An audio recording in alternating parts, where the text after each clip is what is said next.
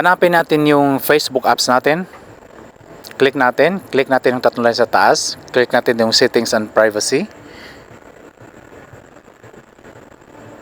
Click settings. Click see more account center. Click our names. Tapos click again.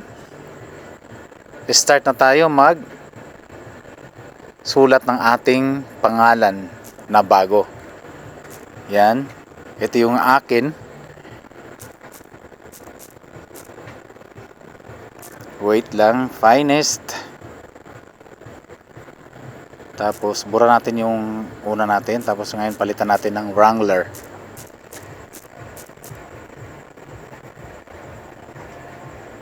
Yan. Kung correct na, click na natin sa baba.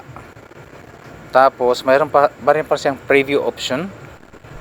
Finest Wrangler or Wrangler Finest. So napili natin yung primero, yung una. Tapos yan, back tayo, tingnan natin.